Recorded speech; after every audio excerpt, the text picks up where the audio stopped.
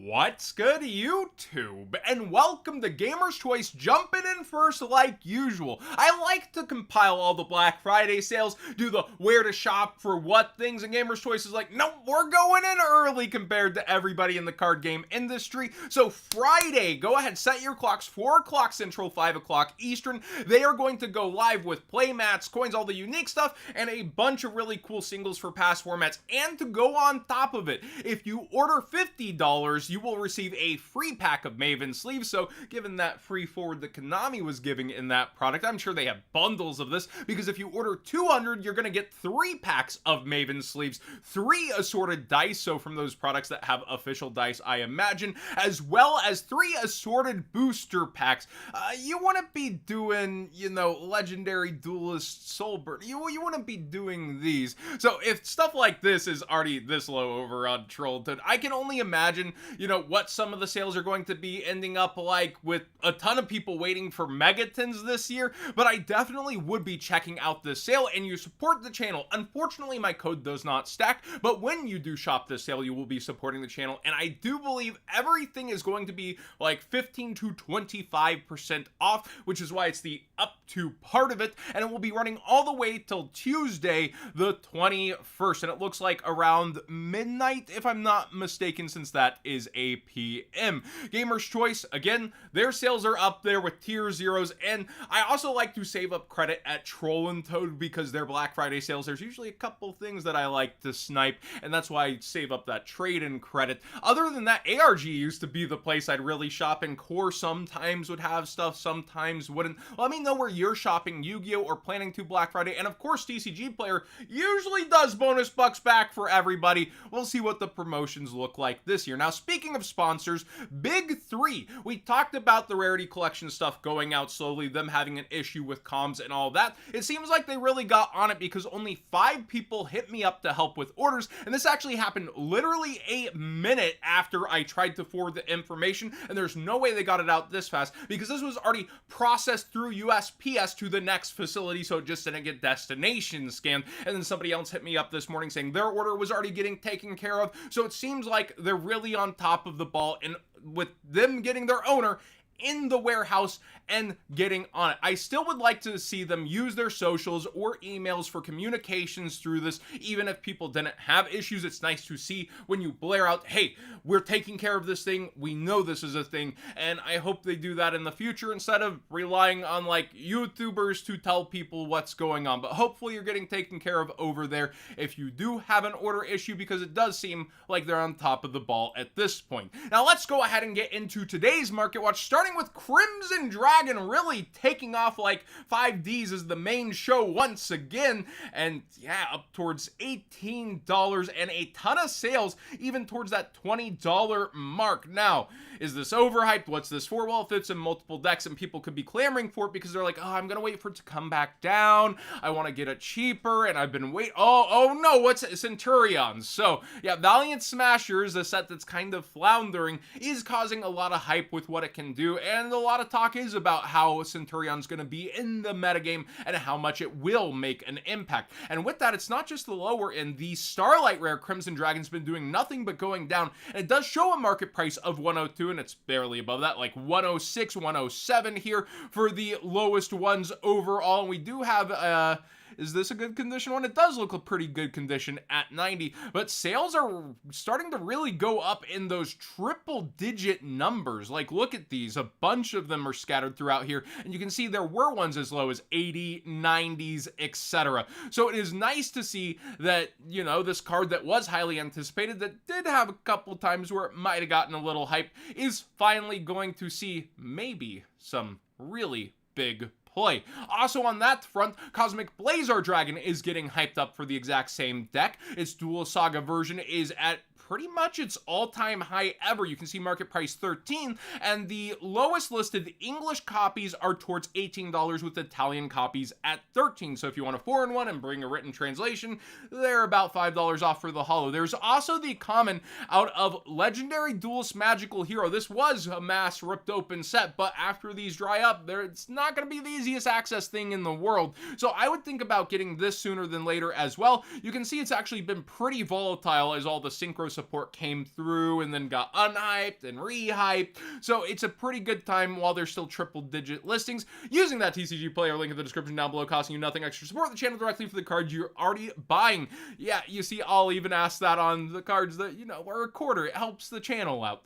Next up, we have the Dear Servant. I know we mentioned Maximus in the package. I totally forgot to pop this up on the screen though, and the quarter century rare certainly is rising up in price. Rise of the Duelists, you see what I did there?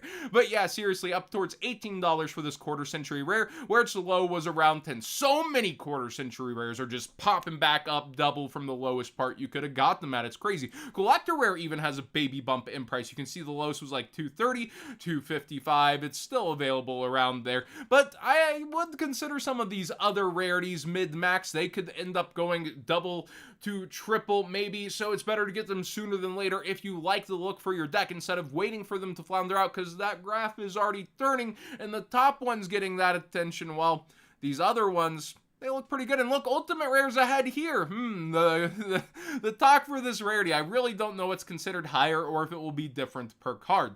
Age of Overlord is stonking, so if you're waiting till Black Friday, I wish you luck in finding some on sale, but being one of only 2 successful sets this year so far, I don't think you're going to see the most deals outside of bonus bucks, and it is kind of sad to see it rising up right before that, but everybody wants them some SP Little Knight, which is up even further in price. We were complaining about it being 100, it floated back down towards 90s, and now it is straight up rocketing during this off season, 112. Now, the true off season is like usually December into early January, but we've seen the market heat up time and time before, and it feels like absolutely no coolant here other than the reprints Konami's giving us. All the meta cards are just stonking so freaking hard, and yeah, they're not stopping. King Sarcophagus also, for the future potential of this deck along with current, is spiking on up to $73-$75 on this quarter century secret rare. Skil Drain just came up in the Discord. Somebody said this felt like it was cheap, and I said, well, that's because it's 70% common, so 70% off the usual good ultimate rare price. But I do think it's actually worth pointing out it's barely turning up $1 here on the graph. Like, it does feel pretty cheap for such a historied card in the game, $22, $23, but it shows that when people think something's ugly, they're not gonna buy. This isn't just from the general collector market crash. Like, this card got printed enough times to where special versions weren't special. They made so many different special versions like the Lart as well, and yeah, even the structure deck one still holding near a market price of $2 and up towards $1. So this card is going to continue to be an expensive common for what commons are, and usually that would mean the top end would also kind of keep that traction, but no, it's mainly just because it kind of looks mostly like a common. Scrubbed Raid is holding a price up towards the price of Skil Drain. One seller here, but 87.5. Yeesh, feedback at 16 before we talk top rated sellers at $20+. Runic Stun, yeah. Oh, we got 20 exact here. All right. Clockwork Night out of Battles of Legend Crystal Revenge. It's doing its thing. Machine Earth hype, I suppose. Let me know if you know any other decks that are currently playing this. But yeah, Clockwork Night, one printing, has so much hype, and to what exactly, I'm not sure, but it is a cool card. It does a lot of cool things besides what you might think, besides just everything machine. It's just interesting to me. Like, I felt like it was a stonk at 3. I probably would have sold at 8, and here it is at 11 to 12. Market Man doesn't always know where the market's going to go. That's why I also, not a financial advisor channel, I don't know the future of card prices or where they'll go or what your bankroll is or ability.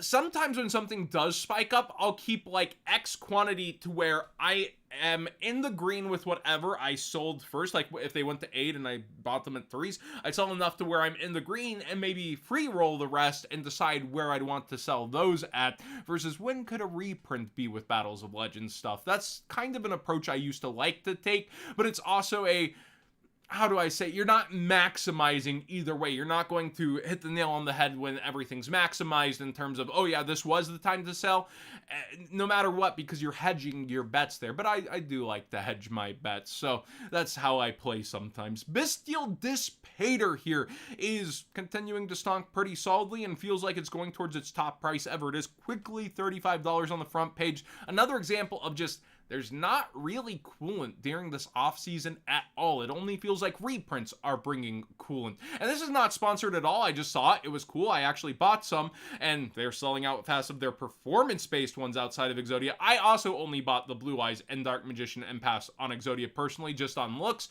There's some high ground keyboards and really huge playmats, if you would call them playmats. I would not take these to locals. Don't be flopping them over other people's zones. But for big XL mouse pads at home, if you don't have enough play mats and you wanted something bigger, I think this one actually looks really cool, even though it's a lot of reused art. It's just a neat design. So be aware that this collab's out there and has some unique stuff, like this Dark Magician Girl bag. Again, completely unsponsored. They've sent me nothing free, like Farfa and DZ, if I'm not salty at all. But I went ahead and spent a little bit of a chunk of money on 2 keyboards and some mats here. Thanks for watching today's Market Watch. Please subscribe if you haven't already. Give this video a thumbs up if you enjoyed the conversations. Gamer's Choice Sale Friday. We'll actually peek in Friday Market Watch and check out what the sale looks like. And yeah, Synchro hype really coming in hot here.